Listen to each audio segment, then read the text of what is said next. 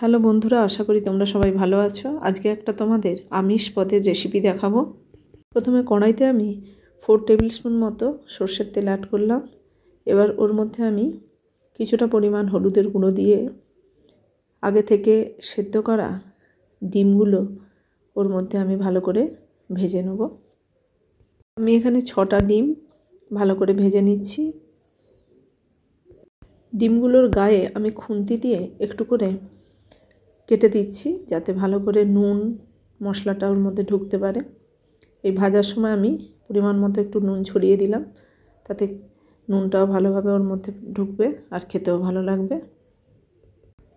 গাটা এরকম লাল লাল মতো হয়ে গেলে এবার আমি তুলে নিচ্ছি। খুব কড়া করে ভাজার দরকার নেই। ডিমগুলো ভেজে তুলে নেওয়ার পর কড়াইতে যে অবশিষ্ট তেল থাকবে তার মধ্যে আমি কেটে রাখা ফুলকপিগুলোকে ভালো করে ভেজে নেব। এই ফুলকপিগুলো আমি আধ ঘন্টা 1 ঘন্টা মতো গরম জলে ফেলে রেখেছিলাম, তাতে ওর মধ্যে যে পোকামাকড়গুলো ভালোভাবে বেরিয়ে যায়। এই ফুলকপিটা আমি দিন 7 মতো বাইরে রেখে দিয়েছিলাম, সেইটাতে করলে বেশ টান টান হয়ে থাকে ফুলকপিগুলো, খুব বেশি ঘেঁটেও যায় না। ফুলকপিটা ভেজে তুলে নেওয়ার পর কড়াইতে আবার কিছুটা আমি তেল অ্যাড করছি।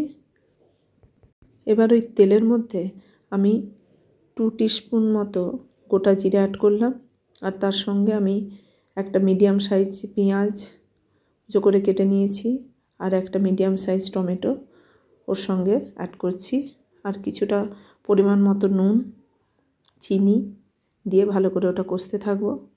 হলুদও দিলাম পরিমাণ মতো, ভালো করে কষে নেব। এবার ওর মধ্যে আমি আগে থেকে সেদ্ধ করা ডুমো করে কেটে রাখা আলুটা অ্যাড করছি, ওটাকে দিয়ে ভালো করে কষে নেব। আবার আলুটা ওর সঙ্গে ভালো করে কষে নেব। এবার ওর মধ্যে আমি ফুলকপিটা অ্যাড করব। ফুলকপিটা অ্যাড করার পর আমি এবার 3 বাটি মতো জল অ্যাড করলাম। এটা একটু ঝোলঝোল মতো হবে। ফুলকপি ডিম আলু এই ঝোলটা খেতে খুব ভালো লাগে। এবার ওর মধ্যে আমি পরিমাণ মতো লঙ্কার গুঁড়ো অ্যাড করলাম। যে যেমন ঝাল খাবেন সেই মতো লঙ্কার গুঁড়ো দেবেন।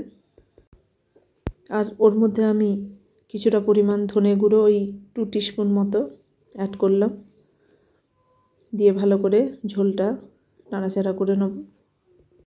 এবার ওর মধ্যে আমি আগে থেকে ভেজে রাখা যে ডিমগুলো সেই ডিমগুলো অ্যাড করব, দিয়ে ভালো করে একসঙ্গে মিনিট 10 মতো ওটা ফোটাতে হবে।